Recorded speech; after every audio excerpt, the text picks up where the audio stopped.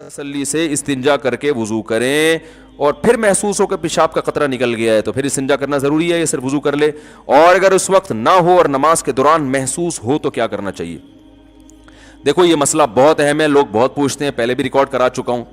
جب پیشاب کرتے ہیں تو ایک دفعہ تسلی کر لیں کہ قطرہ آنا بند ہو گیا کہ نہیں ہو گیا، فوراً اٹھ کے نہ آئے، کیونکہ جب پیشاب کرتا ہے نا انسان تھوڑا سا کچھ نہ کچھ قطرات تری کچھ نہ کچھ آتی رہتی ہے، تو آپ تسلی سے بیٹھے رہیں، صحیح ہے نا؟ اب یہ نہیں کہ بیٹھے ہی، وہمی آدمی تو قیامت تک بیٹھا رہے گا، تو یہ وہمی ہوگی نہیں، نارمل آدمی کی بات کر رہا ہوں میں۔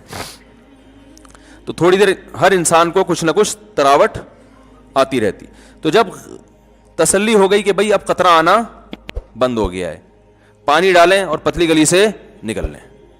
نکلنے کے بعد اب محسوس پہ توجہ، کیونکہ آپ جتنا محسوس کریں گے اتنا زیادہ محسوس ہوگا، قیامت تک ہوتا رہے گا۔ مر جائیں گے جب آپ کو غسل دیا جا رہا ہوگا، آپ اٹھ کے سامنے والے کو تھپڑ ماریں گے، بولیں گے مجھے ابھی بھی محسوس ہو رہا ہے، تو نے مجھے ابھی غسل کیوں دیا، پہلے استنجا تو کرا دیتا صحیح طریقے سے۔ حقیقت بتا رہا ہوں میں آپ، یہ وہمیوں کے فون سن سن کے پاگل ہو جاتا ہے انسان۔ تو ایک دفعہ تسلی ہو گئی، اب آپ آرام سے باہر آئیں، وضو کریں، نماز پڑھیں، اس کی طرف توجہ دے ہی نہیں کہ قطرہ نکل رہا ہے کہ نہیں نکل رہا۔ ہاں صرف محسوس نہیں، یقین ہو گیا کہ قطرہ نکل گیا ہے، اتنا یقین ہو گیا کہ آپ قسم اٹھا کے کہہ سکیں اللہ کی قسم پیشاب کا قطرہ اب نکل چکا ہے، تو آپ کا وضو ٹوٹے گا۔ بات آ رہی ہے سمجھ میں؟ لیکن وہمی کی سمجھ میں ابھی بھی نہیں آ رہی، کیونکہ وہمی کہے گا کہ وہمی لوگ پتہ کیا کہتے ہیں، پتہ نہیں یار میں قسم اٹھا سکتا ہوں کہ نہیں اٹھا سکتا، مجھے جو یقین قطرہ تو نکلا ہے، یہ تو محسوس ہوا ہے۔ اب اتنا کہ مفتی صاحب نے کہا تھا قسم اٹھا سکتا ہوں، پتہ نہیں قسم اٹھا سکتا ہوں کہ نہیں اٹھا سکتا، یہ وہم ہو رہا ہے مجھے۔ تو جب وہم ہو رہا ہے اس کی علامت ہے آپ نہیں اٹھا سکتے قسم، آپ کو یقین نہیں ہے۔ دیکھو ابھی رات ہو رہی ہے، قسم اٹھا سکتے ہیں نا؟ کوئی بھی وہمی ہوگا قسم اٹھا کے بولے گا بھائی رات ہو رہی ہے، اب وہ بھی اس پہ بھی قسم نہ اٹھا سکے، پھر وہ اس کو تو پھر فوراً کسی نفسیاتی ہاسپٹل میں ایڈمٹ کرائے نا۔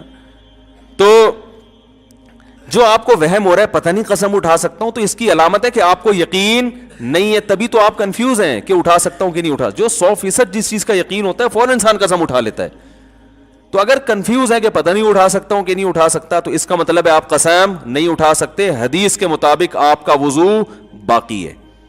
اب آپ جا کے بلا وجہ شلواریں چیک کر کے اپنا ٹائم ضائع کرتے رہو اور وسوسے میں آتے رہو، تو وہی بات ہے کہ یہ آپ کی اپنی ٹینشن ہے، یہ ٹینشن شریعت نے آپ کو نہیں دی ہے۔ شریعت کا حکم یہ ہے کہ ایک دفعہ جب یقین ہو گیا کہ قطرے آنا بند ہو گئے ہیں، تو اب جب تک 100% یقین نہیں ہوگا قطرے نکلنے کا، اس وقت تک آپ کا وضو برقرار رہے گا۔ اب وہمی ایک اور مسئلے کا شکار ہوتا ہے، وہمی کہتا ہے ٹھیک ہے مجھے یقین نہیں ہے کہ قطرہ نکلا ہے، لیکن پاسبل تو ہے کہ نکل گیا ہوں، سمجھ رہے ہیں؟ یہ وہمیوں کو ہوتا ہے۔ اگر بالفرض نکل گیا ہوا تو وضو تو ٹوٹ گیا، پھر نماز تو نہیں ہوئی۔ اس کا جواب یہ ہے کہ بھائی جب شریعت نے کہہ دیا کہ جب تک 100% یقین نہیں ہے تو وضو باقی ہے، تو اس کا مطلب ہے کہ بالفرض اگر نکل بھی گیا ہو تو بھی وضو باقی ہے۔ سمجھ میں آ رہی ہے بات؟ کیونکہ جب ایک دفعہ پیشاب کر لیا اور آپ کو اب یقین ہو گیا کہ اب قطرات نہیں آ رہے، آپ استنجا کر کے باہر آ گئے، اب شریعت یہ کہتی ہے کہ اب وضو قطرہ نکلنے سے یا نہ نکلنے سے نہیں ٹوٹے گا، اب جب تک نکلنے کا یقین نہیں ہوگا نہیں ٹوٹے گا، جب نکلنے کا یقین ہوگا تو ٹوٹے گا۔ اب قطرہ نکلنے سے وضو ٹوٹتا ہی نہیں ہے، اب قطرہ نکلنے کا یقین ہونے سے ٹوٹے گا وضو۔ بات آ رہی ہے سمجھ میں؟ لیکن وہمیوں کی سمجھ میں پھر بھی نہیں آئے گا۔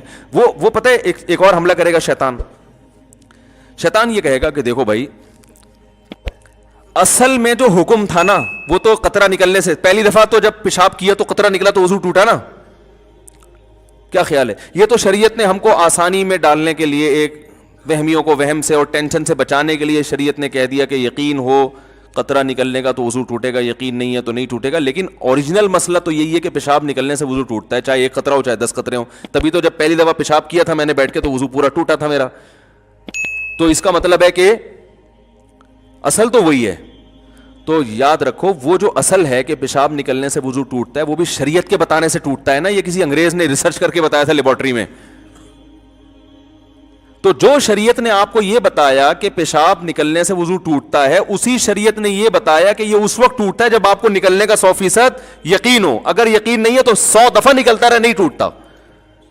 یہ کوئی میڈیکل سائنس کی رپورٹ تھوڑی ہے کہ پیشاب نکلنے سے وضو ٹوٹ جاتا ہے بھائی. اس کے بعد بھی اگر کسی وہمی کی سمجھ میں مسئلہ نہیں آیا تو پھر یہ پولیس کا کیس ہے سیدھا سیدھا, بشرطے کہ جو پولیس آپ کا علاج کرے گی وہ خود وہمی نہ ہو, یہ ضروری.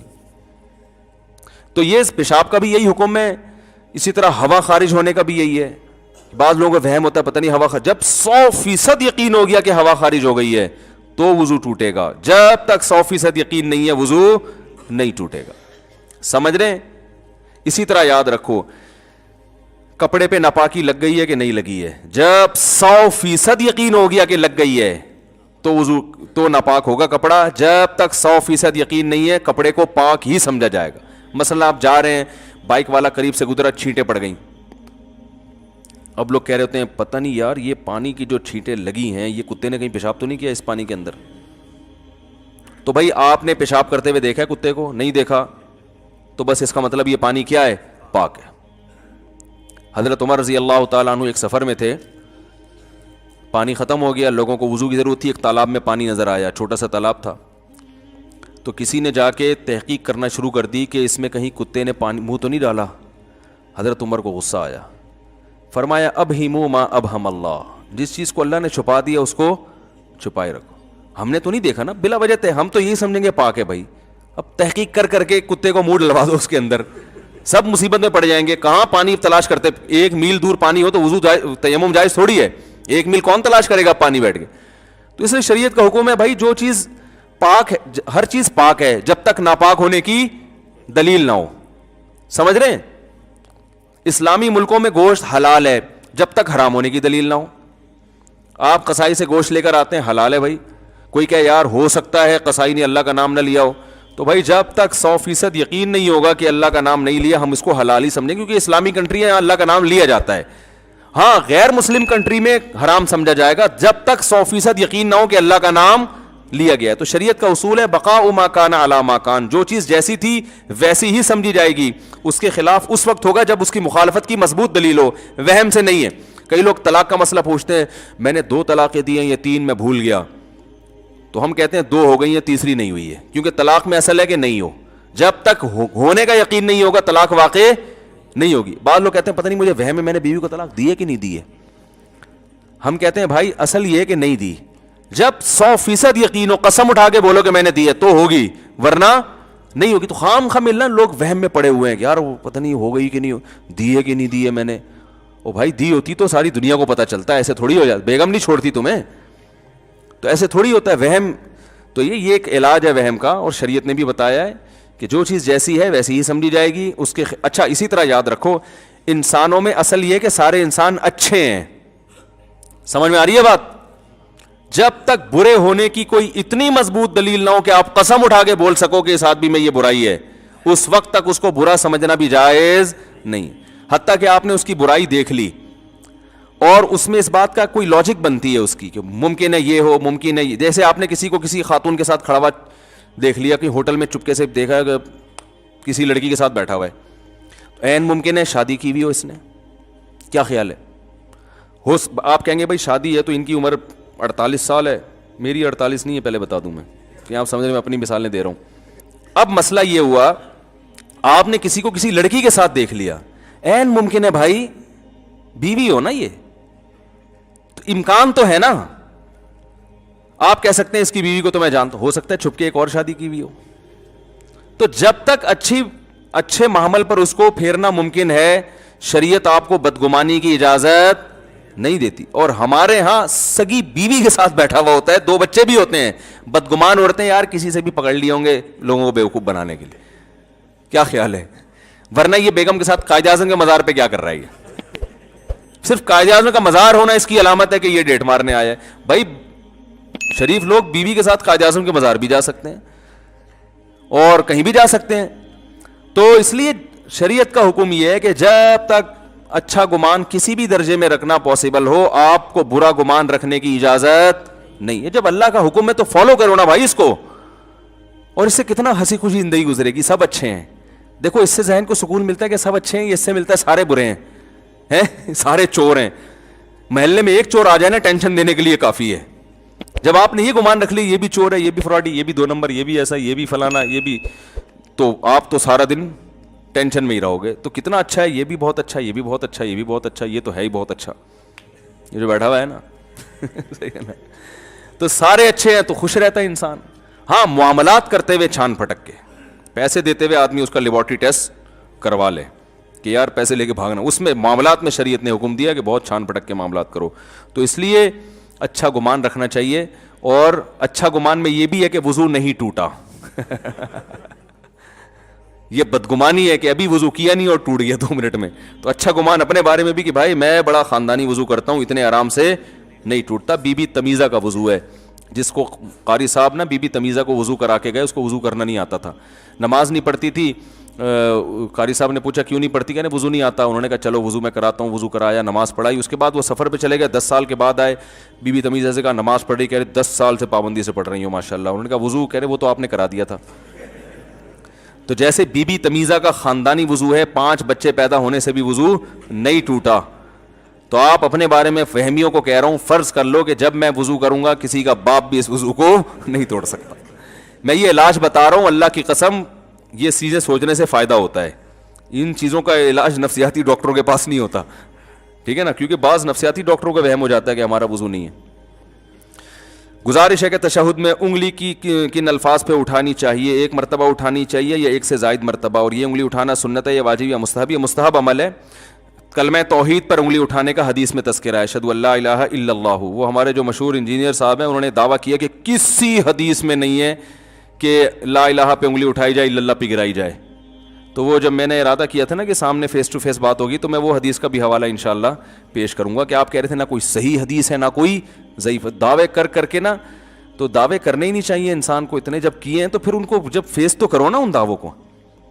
تو میں کہہ رہا ہوں کہ میں بیٹھ کے آپ کو حوالہ بتاؤں گا. تو میں اب یہ ویڈیو نہیں بنا سکتا یہاں بیٹھ کے, کیونکہ ویڈیو پھر وہ گڑبڑ ہو جاتی ہے, وہ گھما دیں گے بات کو. تو اس لیے ہم کہتے ہیں کہ بھائی ہے, ٹھیک ہے نا. ایسے اور بہت سارے ہیں. کبھی وہ کیا ہے کہ کب تک چھپو گے پیڑوں کی آڑ میں, کبھی تو ملو گے لنڈا بازار میں. شاعر نے کہا ہے کہ لنڈا بازار ایک ایسی جگہ ہے جہاں اچھے اچھے ڈیفینس کے لوگ بھی آتے ہیں. وہ پھر دھو دھلا کے نا ایسے کہتے ہیں ہم نے جناب یہ برانڈ ہے, جو ہم نے برانڈ ہے بہت اچھی ہم نے خریدی ہے. تو اس لیے شاعر نے کہا کب تک چھپو گے پیڑوں کی آڑ میں, اپنی محبوبہ سے کہہ رہے کبھی تو ملو گے لنڈا بازار میں. تو بھائی کبھی آپ ملے تو ہم انشاءاللہ وہ حدیث رکھ دیں گے جس میں لا الہ پہ انگلی اٹھانا یعنی کلمہ توحید پہ انگلی اٹھانے کا ذکر ہے. اچھا میرے بھائی,